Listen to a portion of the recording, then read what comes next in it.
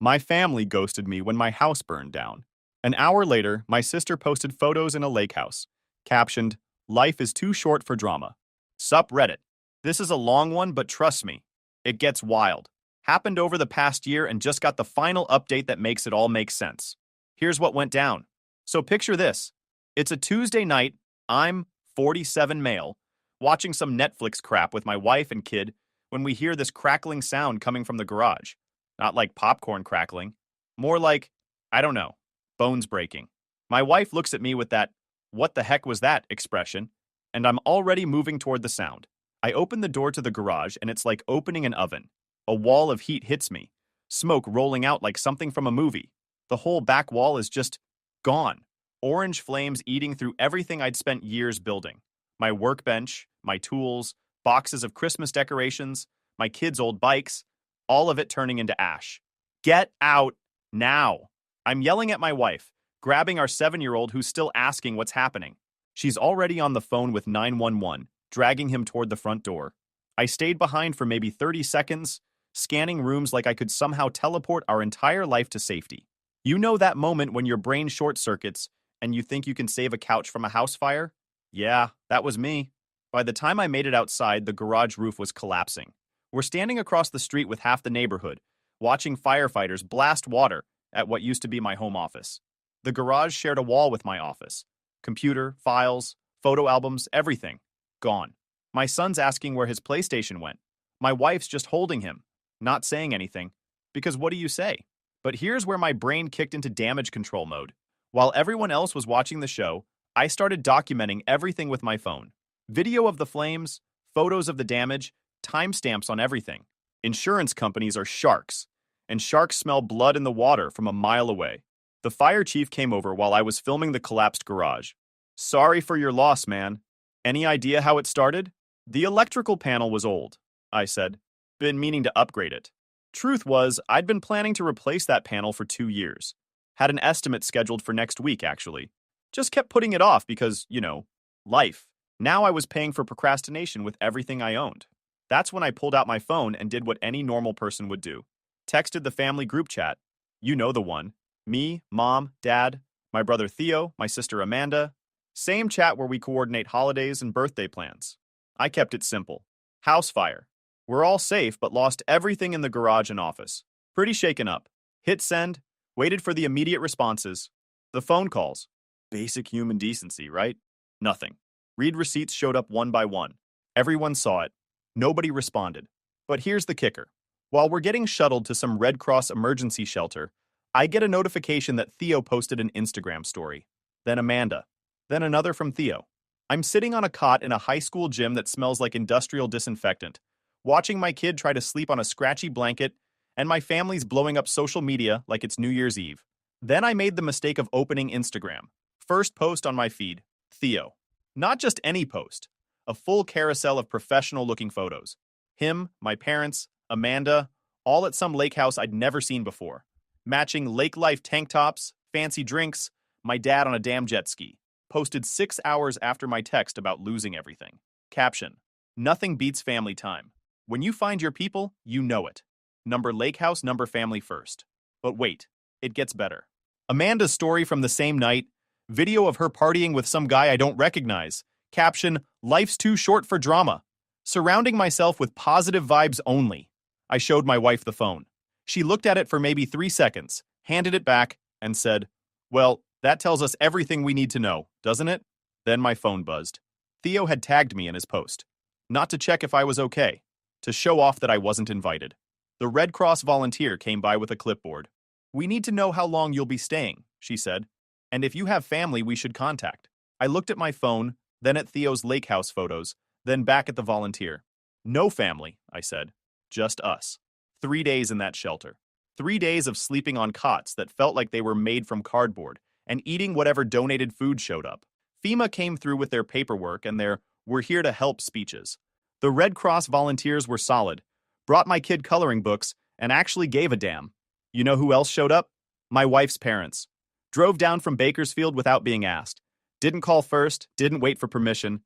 Just appeared with a U-Haul full of basics and started handling business. Her dad slipped me a prepaid Visa with $2,000 on it and said, This isn't charity. This is what family does. But the first person to show up, my buddy Alan, didn't even call. Just rolled up to the shelter at 6 a.m. the next morning with his pickup truck full of stuff I actually needed. Work boots in my size, a toolbox, a cooler full of energy drinks, and gas station burritos. Figured you'd need to get back to work fast, he said, dropping the tailgate. Also brought this. Pulled out a baseball bat.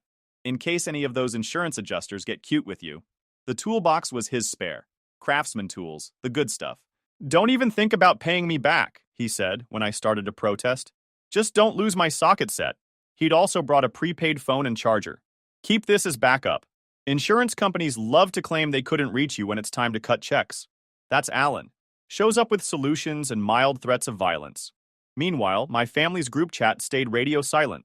Not a single word. While Theo kept posting Instagram stories from their lake weekend. Day 3, he posts a video of them all laughing around a fire pit. Caption.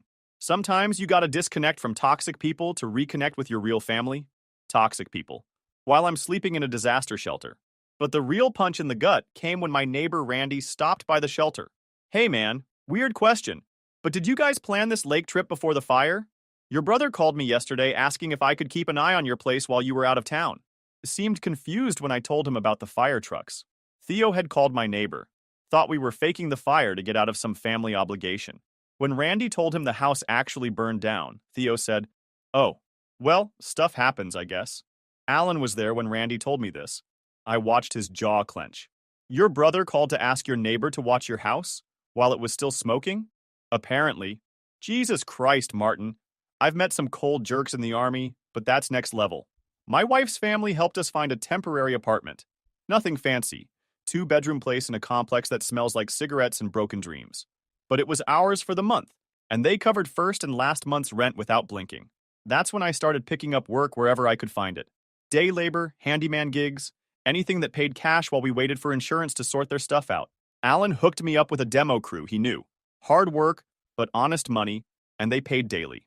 Learned real quick that insurance companies are basically legalized robbery. Their first offer was insulting. Barely enough to replace the drywall, let alone rebuild. But I'd been documenting everything since the night of the fire. Photos, receipts, contractor estimates. Alan had taught me that from his flood experience. But here's where it gets interesting. I'm working a demo job in Burbank when my phone rings. Amanda. First time she's called since the fire. Hey, are you getting a big insurance payout from this? Because I'm starting a wellness coaching business and could really use an investor. I hung up without saying a word. She called back immediately. Let it go to voicemail. Martin, don't be dramatic. It's just business. Family should support each other's dreams. Dreams. My house burned down and she wants venture capital. Most people would have taken the lowball insurance offer because fighting them feels like trying to nail Jell-O to a wall. Not me. I got 3 contractor estimates, itemized every single damaged item, and put together a spreadsheet that would make an accountant weep. Alan helped with this part too. The key was treating it like a business negotiation, not a tragedy. I researched current material costs, got quotes for labor, even found comparable sales data for my tools. Created separate categories: structural damage, personal property, additional living expenses, and code upgrades. Each category had its own documentation packet. The fire report noted probable electrical origin, and I had documentation showing I'd scheduled an estimate for panel replacement. That meant they were liable for bringing everything up to current code, not just replacing what burned. Funny how their offer magically doubled when I showed up with actual documentation instead of just hoping they'd be fair. The adjuster tried to lowball the electrical work, claiming the old panel was adequate. Alan stepped forward, all 6'3" of him, and said, "You calling my buddy a liar?" I pointed out that adequate doesn't meet current code, and code compliance was required for any permit. The adjuster signed off real quick after that. First lesson learned. Nobody looks out for your interests except you. Second lesson, paperwork beats emotions every single time. Third lesson, having a large friend with military training doesn't hurt during negotiations. 2 weeks later, I'm working a construction cleanup job in Glendale when my phone starts blowing up. 45 missed calls in 90 minutes. All from the family group chat.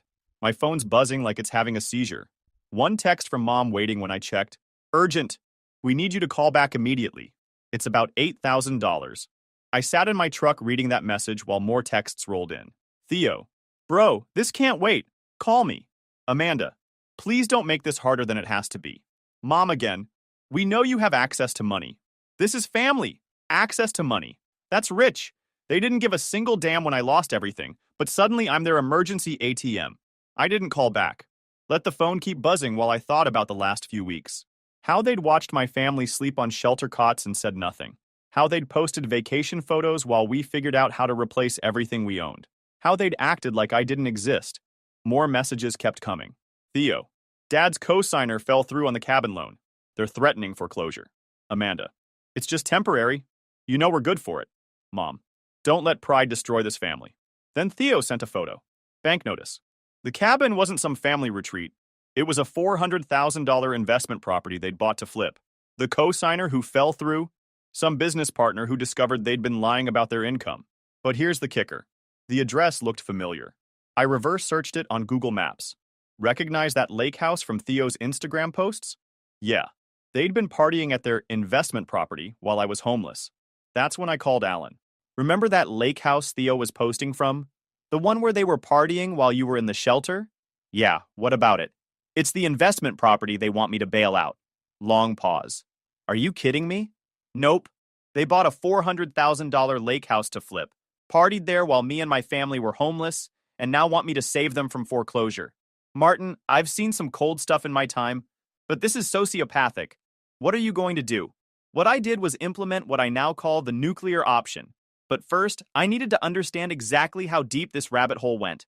I spent the next hour going through their social media with a fine-tooth comb. Turns out Theo had been posting about his real estate ventures for months.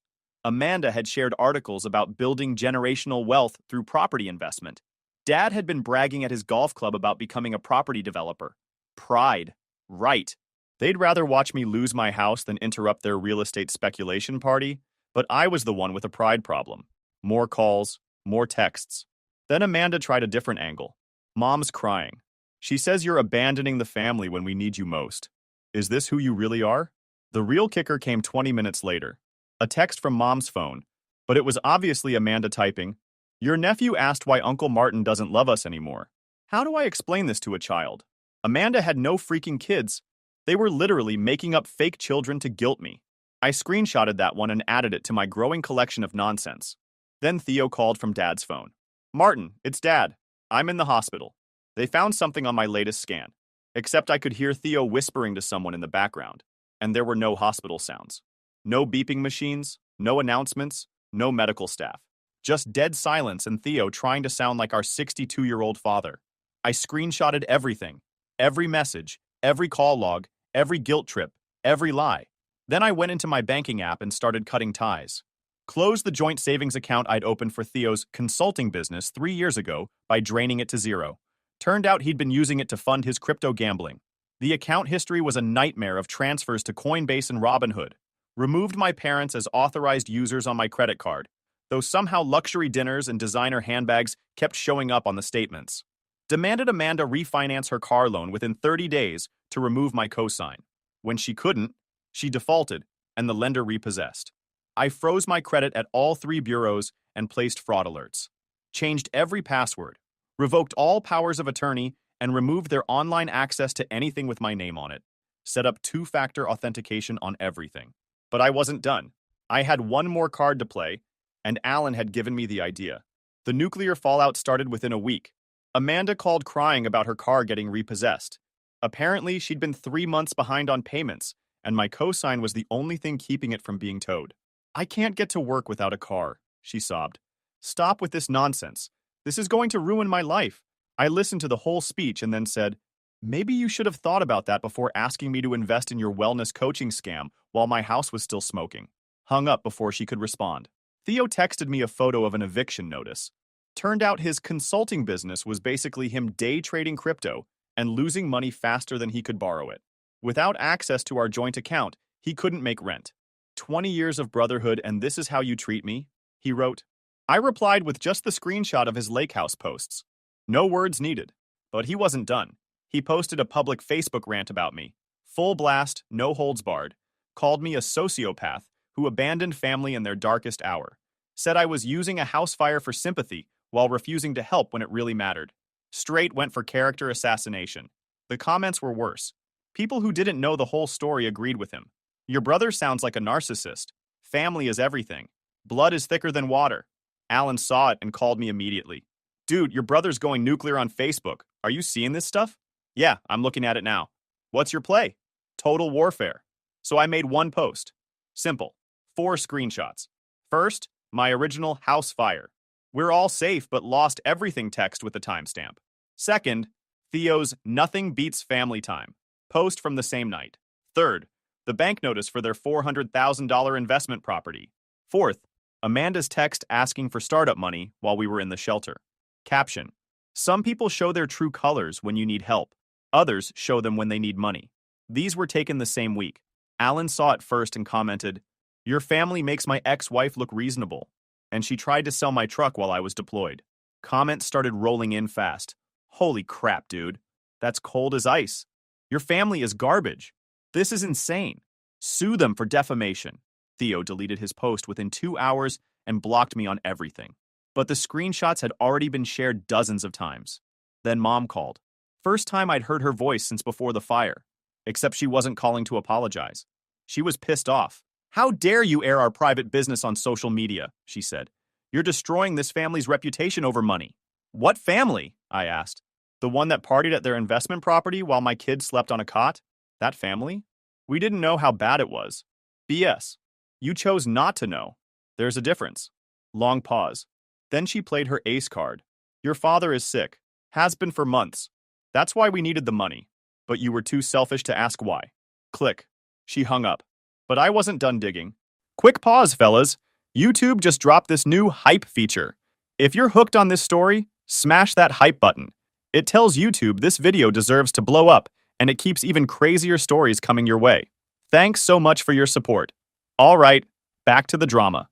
Spent the next hour going through old photos on social media. Found something interesting. Dad at a charity golf tournament 3 weeks ago, looking healthy as a horse. Posted by the country club with a caption about his hole-in-one. Another photo from 2 weeks back at some barbecue, holding a drink and laughing. Either he was faking sick, or he was faking healthy for social media. Either way, someone was lying. Alan came over that night with dinner and helped me piece together the timeline. Your parents are either pathological liars or master manipulators, he said. Possibly both. Probably both. So what's next? I'm going to find out exactly how deep this goes. We moved in with my wife's parents temporarily. I fought it at first. Pride, I guess. But they insisted. You have a child, my mother-in-law said. You don't have the luxury of being stubborn. First time in years, someone was actually happy to have us around. My father-in-law and I started building a treehouse for my son that first weekend. While we were measuring lumber, he said something that stuck. You can't light yourself on fire to keep other people warm, Martin. They'll just keep asking for more matches. That week, I formally demanded a full trustee accounting from my parents. My lawyer brought in a forensic accountant, and that triggered a comprehensive audit of the trust's financial records. As a beneficiary, I had the right to see where every dollar had gone for the past decade. What I found left me speechless. It made everything click into place. The trust wasn't some modest family savings account. It was worth nearly $2 million. My grandfather's life insurance, property sales, investment gains over 30 years. And my parents had been using it like their personal ATM for the last decade. Loans to themselves that were never repaid. Emergency withdrawals for home improvements and vacations. They'd blown through almost $800,000 of what should have been inherited money. The cabin they were about to lose? Bought with trust money. Theo's crypto trading account? Funded with a loan from the trust? Amanda's wellness coaching certification courses? Trust money. They'd been living high on money that wasn't technically theirs, while asking me to co-sign their debts and bail them out of their mistakes. The sick feeling in my stomach wasn't from anger anymore. It was from understanding how completely I'd been played. I called Alan and walked him through the documents. Wait, he said. So they've been blowing your inheritance on stupid stuff for 10 years, and then asking you to bail them out when their stupid stuff fails? That's exactly what they've been doing. And the trust is supposed to be for the whole family? According to them, yeah. Martin, you need to dig deeper. This smells like fraud. Then Theo showed up at my in-laws' house. I hadn't seen him since before the fire. He looked like hell. We need to talk, he said. I stepped outside and walked to the end of the driveway. He followed. We stood under the streetlight for a minute before he spoke. They're panicking, he said. Dad's talking about declaring bankruptcy. Amanda moved back in with them. Mom cries the whole time. Good, Good? Are you serious? Dead serious. Look, I was supposed to come that night. When the fire happened. Long pause. I was already in my car, about to drive over. Dad called me, told me not to go. Said you were probably exaggerating, looking for sympathy money again. Again? He thinks every time something bad happens to you, it's some scheme to get money from the family. The transmission that went out on your truck 2 years ago? He was convinced you sabotaged it. Your son's broken arm? Thought you let it happen so we'd pay the medical bills. That stopped me cold. They'd been thinking I was running insurance scams and manipulation games for years. Every legitimate crisis in my life, they'd assumed was fake. I didn't fight him on it, Theo continued. I should have. I knew it was real, but I turned around anyway. Then he hit me with something I wasn't expecting. I moved out last week. Got my own place. I'm done with them too. You didn't change, Martin. You just stopped letting them use you. He pulled a folded envelope from his jacket. Mom wanted me to give you this. Said it would explain everything. He set it on the ground between us when I didn't take it. If you ever want to grab dinner and talk, really talk, I'm around. Then he walked off without waiting for an answer. But before he got to his car, he turned back. Martin, they've been lying about a lot more than you think. The trust documents? You should have them audited. I opened the envelope later that night. It wasn't an apology letter. It was worse. 3 medical bills with Dad's name on them. Oncology clinic. Radiation therapy. Some specialist I'd never heard of. Total costs in the 6 figures. At the bottom, Mom had written, "This is why we needed the money." He didn't want you to know, but something didn't add up. The dates on the bills were recent, but I'd seen Dad at that golf tournament just weeks ago. Plus, if he had cancer and needed expensive treatment, wouldn't insurance cover most of it? Then I remembered something. I was still listed as a backup contact on Dad's insurance through his work. Logged into the portal and pulled up his explanation of benefit statements from the past year. Every single medical visit was documented there. Treatment ended 2 years ago. Clean bill of health. The recent bills? All for routine follow-up scans and consultations. Completely covered by insurance. Out-of-pocket cost. Less than $500 total. But then I found something else. A post Dad had made on Facebook 6 months ago about being cancer-free for 2 years and feeling blessed. Complete with photos from his celebration dinner. Tagged location, that expensive steakhouse downtown. My parents had manufactured a medical crisis to guilt me into giving them money for their failing real estate investment. They'd used Dad's old cancer diagnosis, a real thing from years ago that he'd beaten, and presented current routine care as an emergency. I called Alan, told him everything. Are you kidding me? Nope. They tried to scam me with fake medical bills while I was rebuilding from a house fire. Martin, that's not just shitty. You could probably press charges for attempted fraud. The call came that afternoon. Dad's voice shakier than I'd ever heard it. Martin, I need to tell you something. Hospital sounds in the background. Beeping machines, distant announcements. But now I knew he was there for a routine scan, not emergency treatment. We made some mistakes, he said. Financial mistakes. We thought the cabin would turn around quickly, but the market shifted. We're deeper than we planned. How deep? If we don't come up with $40,000 in the next month, we lose everything. The house, the cabin, all of it. $40,000. Not the $8,000 they'd originally asked for. They'd been planning to hit me up for more money once I'd proven I was willing to help. He continued, You've been carrying this family for years. I thought you were weak, trying to buy love, but you were just trying to hold us together. Long pause. Heart monitors beeping. If you never help us again, I'll understand. I just didn't want to go without saying it. I was sitting on my in-laws' back porch, watching my son play in the treehouse we'd built, listening to my wife laugh at something on TV inside. I realized I wasn't angry anymore. I was just done. I know about the trust, I said. I know about the real estate scheme. I know Dad's cancer is in remission, and has been for 2 years. Silence. Then the sound of a phone being hung up. That was the moment I knew there was no coming back from this. But I had one more move to make. Something Alan had suggested when I told him about the fake medical bills. You should document all of this, he'd said. So I started a file. Every text message, every voicemail, every false document. Built a timeline of their lies and schemes. Figured I might need it someday. 6 months later, my wife and I bought a small house outside the city. I'd been working 7 days a week, construction during the day, welding classes at night, building up skills that couldn't be taken away or borrowed against. I registered an LLC, Martin's Metalwork Services, opened a business checking account, bought a used work truck with proper toolboxes and a welding rig in the bed, started bidding on small commercial jobs, Handrails, security gates, custom brackets for contractors. The business was growing faster than I'd expected. Word spreads quickly in construction when someone actually shows up on time and does clean work. I landed a contract to fabricate all the stair railings for a new office building, $15,000 job that would take me 3 weeks. Alan helped me set up the shop properly. We built custom storage racks for steel stock, set up proper ventilation for welding, even installed a small crane for lifting heavy pieces. The shop looked professional, felt professional. Then I spotted something interesting in the local real estate listings. That lake house Theo had been posting from? It was showing up in pre-foreclosure signals that I'd been tracking through a local investor network. An asset manager I knew mentioned they were looking for quick buyers with cash for distressed properties. I put together a due diligence packet on the property, comparable sales, inspection reports, title research, the works. Connected the asset manager with a real estate investor I'd met on a job site, guy who specialized in distressed properties. The investor was interested.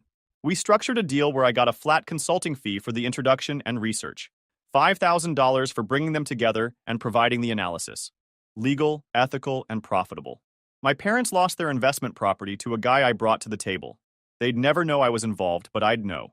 Sometimes the best revenge is just good business. We broke ground on an addition to our new house that spring. I poured the concrete pad myself with help from my father-in-law and Alan. Used a transit level to get it perfect. Checked dimensions 3 times before the concrete truck showed up. Set the anchor bolts by hand, making sure each one was plumb and the right depth. You know what I like about concrete? Alan said, while we smoothed the surface with a screed board. It's honest. You either do it right or it cracks. No middle ground, no negotiation, no family drama BS. The framing went up fast once the concrete cured. Pressure-treated sill plates, engineered lumber for the floor joists, and I did all the metal connections myself. We're not hiring contractors, building it one beam at a time. No loans, no timelines, just sweat and steel and patience.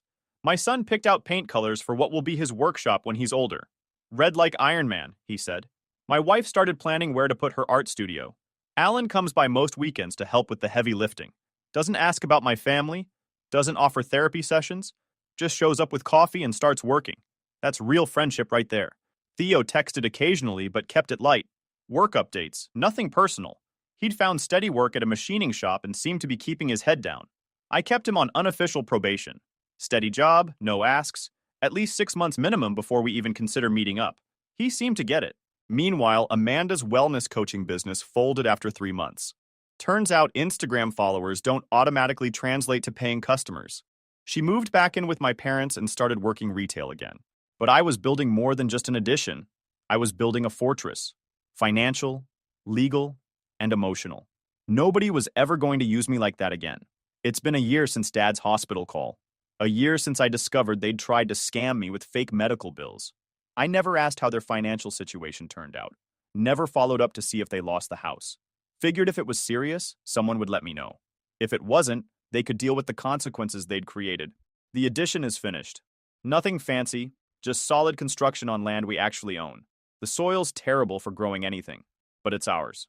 I work 6 days a week now. Metal workshop, construction gigs, building custom pieces for clients who pay on time. My son has his own room now, complete with the red walls he wanted. He's already planning what tools he wants to learn to use when he's older. My wife's art studio gets morning light through the windows I installed myself. She's never once suggested I should reach out to my family. Never implied I was being too harsh. She lets the silent stay silent. People ask about my family sometimes. I just say we're not close and change the subject. Everyone has a version of that story. Mine just happens to include a house fire and attempted fraud. I don't check their social media. Don't know if they lost the house where Amanda works now, whether Theo kept that machining job, and I don't want to know. Not out of anger, just complete indifference. Then last month, something else came to light during the ongoing legal proceedings. The forensic accounting my lawyer had ordered months earlier had uncovered something that went way deeper than anyone expected. Martin, I need you to sit down for this, the lawyer said. We retrieved your grandfather's original will from his attorney's files. The probate was never actually opened when he died. Turns out the trust I'd been listed as a beneficiary on? That was all bullshit. According to the original will, the one we lodged with the court last week, I was supposed to inherit 75% of my grandfather's estate directly. The other 25% was split between my parents. My parents had never created a family trust. They'd created a fake trust document and convinced everyone, including me, that the money belonged to the whole family. For 28 years, they'd been stealing my inheritance and using it like their personal piggy bank. The forensic audit found $800,000 in unauthorized withdrawals over 10 years. But it wasn't embezzlement from a family trust, it was theft from my inheritance. Money that had legally belonged to me since I was 19 years old. We've filed for an emergency injunction to freeze their assets, the lawyer continued. We're seeking a constructive trust on any property purchased with your money. The civil claims include breach of fiduciary duty, conversion, and accounting. With interest and penalties, they could owe you over $1.2 million. My parents would face criminal charges, but that process moves slowly. The civil case would likely settle within 12 to 24 months. Any assets bought with my money, including that damn lake house, were part of our recovery efforts. Martin, are you still there? I was still there. Just trying to process that my family hadn't just betrayed me during the fire. They'd been stealing from me for most of my adult life. Theo texted me that evening. First message in months. Did you know about the inheritance thing? I replied, found out today. Did you? Hell no. Mom told us Grandpa left everything to the family. I had no idea it was supposed to be yours. Jesus, Martin. They stole over $1 million from you. Long pause. Then another text. I spent your money. The crypto trading, the lake house parties, all of it. I'm so screwed. I stared at that message for a long time. My brother had unknowingly spent my inheritance while I was working construction jobs to pay for his mistakes. The irony was almost funny. The lawyer says anyone who benefited from the fraud could be held liable, I texted back. You might want to get your own attorney. Are you going to come after me? I thought about it. Theo had been a jerk, but he genuinely didn't know the money was mine. He was guilty of being a spoiled brat, not a criminal mastermind, and he'd been clean at that machining job for over 6 months now. Get clean, stay clean, and we'll see. I called Alan and told him the whole story. His response was exactly what I expected. Jesus, that's like advanced level jerk behavior? I'm actually impressed. Long pause. Then, you buying a boat with the settlement money? Probably a bigger workshop. Maybe some land outside the city where I can really expand the business. Good choice. Boats are just holes in the water you throw money into. Speaking of which, you want me to drive by their house and flip them off for you? I've got nothing planned this weekend. That's Alan. The lawyer called back 3 days later with an update. The criminal investigation is moving fast. Your parents hired some cut-rate attorney who's basically telling them to plea bargain.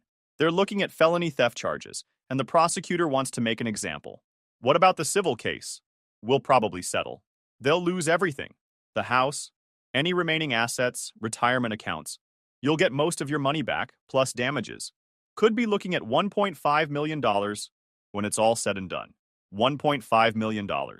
From nothing to well off, because my family tried to scam me during the worst week of my life. Here's what I learned that I wish someone had told me years ago. Sometimes the people stealing from you are the same ones convincing you that you owe them something. They'd spent 28 years making me feel guilty for not giving them more money. Money that was already mine to begin with. The house fire didn't just burn down my garage. It burned away the illusion that I owed these people anything. Turns out they owed me everything.